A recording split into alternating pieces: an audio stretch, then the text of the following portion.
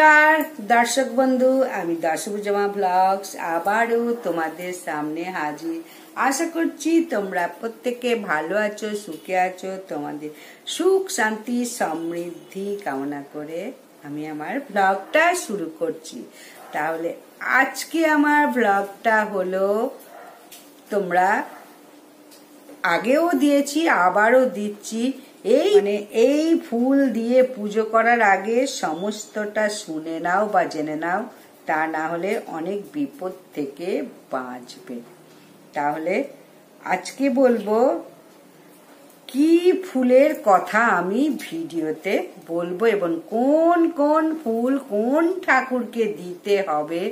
আগেও তো ভিডিও করেছি, আবারও এই ভিডিওটা তোমাদের জানিয়ে দিতে চাই, তা না হলে তো কখনো মনে থাকবে না, তাই মাঝে মধ্যে মনে করিয়ে দিই। সকালবেলা উঠে মানুষ কি করে, ভোরবেলা অন্ধকার থাকতে থাকতে একটা প্লাস্টিকের ব্যাগ নেবে, একটা আঁশকি নেবে, নিয়ে ফুল চুরি করে। তাহলে লোকের বাড়িতে লোকেরা যেসব গাছ লাগিয়েছে একবার মুড়িয়ে ফুল তুলে নিয়ে চলে আসে। কিন্তু সবার আগে জানতে হবে কোন ফুল কোন দেবীর চরণে দেওয়া যাবে। বিশেষ করে কৃষ্ণ তত্ত্ব, বিষ্ণু তত্ত্ব, নারায়ণ তত্ত্ব, ভগবানকে ভুলেও কোন ফুল দেব না, এটা কিন্তু সব থেকে আগে জানতে হবে। ফুল মানেই সমস্ত ফুল তুলে নিয়ে আসলাম, লোকে তো গালাগালি দিলই যাদের গাছ থেকে ফুল তুলে নিয়ে আসছো, যে সমস্ত পুণ্যটা আমি অর্জন করব, যত ফুল দেবো তত ঠাকুর আমাকে মানে ধন দৌলত দেবে, অর্থ দেবে, ভাগ্য যশ সব ভালো করবে। কিন্তু এই ভিডিওটা দেখার পর এই চরিত্রটা অবশ্যই বদলাও। লোকের গাছ থেকে কখনো মুড়িয়ে ফুল তুলে নিয়ে এসো না। শাস্ত্র বিধি বিধান ভাবে স্পষ্ট করে ফুল তুলতে হবে, কিভাবে সেটা বলা আছে।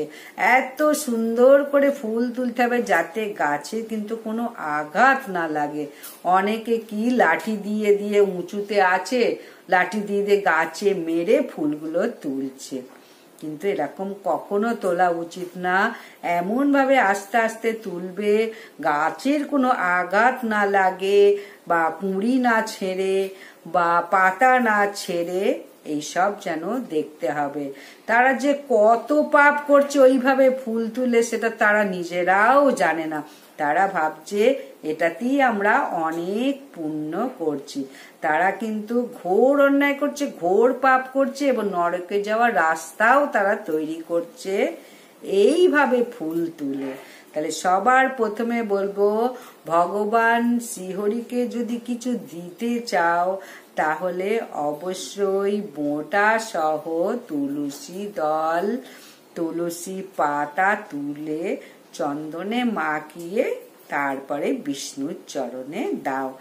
দেখো ভগবান শ্রীকৃষ্ণর চরণে দাও, কোনো কিছু দেওয়ার দরকার নেই, ওতেই সন্তুষ্ট ভগবান শ্রীকৃষ্ণ বিষ্ণু। এত এত ফুল এনে চুরি করে চাপাও, তাতে কিন্তু কোনো ফল পাবে না। কিছু না থাকলে একটা তুলসী পাতাই চাপাও, তাহলেই খুশি। এবং বেলপত্র, মহাদেবকে যদি একটা সুন্দর বেলপত্র যদি দাও তাতেই খুশি, আর কিছু দিতে হবে না। ভোলানাথ তো যেন অল্পতেই সন্তুষ্ট, তাই ওর নাম আশুতোষ, বাবা ভোলানাথের নাম। তাহলে ভীষণ খুশি হবে। ভোলেনাথকে কি ফুল দেবে? ভোলেনাথকে নীলকণ্ঠ ফুল দিতে হয়। নীলকণ্ঠ ফুল বাবা ভোলেনাথ ভীষণ পছন্দ করেন। এই যে আকন্দ ফুল পারলে, ধুতরা ফুল, এইসব ফুল বাবা ভোলেনাথকে, পদ্ম ফুল, বেল ফুল, জুঁই ফুল, এইগুলো ভোলেনাথকে দেবে। ভগবান কৃষ্ণ, চৈতন্য মহাপ্রভু, এদেরকে কিন্তু এইসব ফুলগুলো, যে ধুত্র ফুল, আকন্দ ফুল, একদম কিন্তু এই ভগবানের চরণে চাপাবে না। নীলকণ্ঠ ফুলটা ভগবানের চরণে দিতে পারো। ভোলেনাথ তো নীলকণ্ঠই মানে সমুদ্র মন্থন করে বিষটা খেয়েছিল বলে নীলকণ্ঠ নাম হয়েছিল। তাহলে সুগন্ধযুক্ত সাদা ফুল, যে কোনো সাদা ফুল, রজনীগন্ধা মালা বা গাঁদা ফুল, ভগবান শ্রীকৃষ্ণকে এই ফুল দাও। আর এর সঙ্গে রাধারানীকেও দাও। আর যারা অনেকেই বলে তুলসী পাতা এইভাবে তুলতে হয় না, ওইভাবে তুলতে হয় না, সেইভাবে তুলতে হয় না। তুলসী দল মানে হচ্ছে দুদিকে দুটো পাতা, মাঝখানে কোমল মঞ্জরি। আবার অনেক সময় মঞ্জুরি থাকে, কোমল মঞ্জুরি, এই রকম নরম তুলতুলে মঞ্জুরি তুলসী দল এইভাবে যদি দাও তাহলে বিষ্ণুর ভীষণ প্রিয়। সবে বেরিয়েছে মঞ্জুরি, আর দুই দিকে দুটো দুটো চারটে পাতা এরকম খুব সুন্দর করে আস্তে করে তুলে চন্দন মাখিয়ে ভগবান শ্রী বিষ্ণুর চরণে দাও। অনেকের কিন্তু এই রকম ভুলভাল কথা বলছে, জাতি সর্বনাশ করছে, তারপরে আমাদের প্রত্যেকে সর্বনাশ করছে। এই যে কীর্তনিয়া নানান রকম উল্টো পাল্টা কথা বলে, ব্রাহ্মণরাও উল্টো পাল্টা কথা বলে, এইসব অনেক পুরোহিতরা বলে যে এই সব উল্টো পাল্টা কথা। সে শাস্ত্র নিয়ে কতটা জ্ঞান আছে, তারপরে তার কথা শুনে সমস্ত কিছু করবে। অনেকে বলবে ডগা তুলতে নেই, তুলসীর কাঠি দিয়ে প্রদীপ জ্বালাতে নেই, মাথা ভাঙতে নেই, এইসব অনেকেই বলে, কিন্তু এগুলো শাস্ত্রতে আছে, শাস্ত্র জেনে নাও। এরপর বলবো জবা, ভগবান শ্রীকৃষ্ণ রাধা রানীকে কিন্তু জবা দেবে না। জবা মা কালী, দুর্গা দেবী, মনসা দেবী, মা লক্ষ্মীকে দেবে, গণেশকে দেবে, হনুমানজিকে দেবে, শিবকে কিন্তু সাদা জবা দেওয়া যায়। ওই যে মঞ্জুরির মধ্যে একটা ডগা আছে, ওই ডগাটা কেটে নিয়ে শিবকে সাদা দেওয়া যায়, লাল কিন্তু দেবে না। তাই ফুল সবসময় কাকে, কোন দেবতা কোন ফুলে তুষ্ট আগে ভালো করে জানো, তারপরে লোকের কাছ থেকে ছিঁড়ে নিয়ে এসে তারপরে ভগবানের পুজোয় বসবে। কিন্তু হাজারবার ভাববে যে এই ফুল চুরি করাটা কি ঠিক? তোলানোর সময়ও পাপ করলে, ভগবানকে দেওয়ার সময়ও পাপ করলে, কারণ কোন ঠাকুর কোন ফুলে তষ্ট সেটা না জেনেই দিয়ে দিলে। তাই এই পাপ কখনো করো না।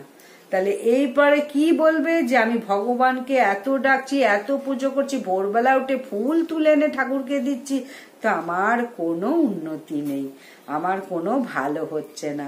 তাহলে সব সময় দেখবে ভালো না হওয়ার কারণটা কি, বসে বসে ভাবো। এই যে লোকের কাছ থেকে তুলে এনে ঠাকুরকে দিচ্ছ, সেটা কি ঠিক? তাতে না দেওয়া ভালো। তাই এই যে তরকারি যখন করব, চিনি না দিয়ে যদি নুন দাও, তাহলে সেই পরমান্নটা কি খাওয়া যাবে? ঠিক এই রকম উদাহরণ, যে যে জিনিসে যা তাকে সেই জিনিসটাই দিতে হবে। মিষ্টির মধ্যে তেঁতো দিলে সেই তেঁতোটা কি খাওয়া যাবে? কিন্তু তেঁতো খাওয়া যায়, মিষ্টির মধ্যে তেঁতো খাওয়া যায় না। ঠিক সেই রকম ফুল তোলার আগে হাজারবার ভাববে যে আমি লোকের কাছে ফুলটা তুলছি ঠিক করছি তো, তারপরে যে ফুলটা তুলছি সব ঠাকুরের কাছে আমি দিয়ে দিচ্ছি, সেই ঠাকুর ওই ফুল পছন্দ করে? মাতা তুলসী মাকে খুব যত্ন করো, সব সময় মাতা তুলসী মাতা ভীষণ আশীর্বাদ করে।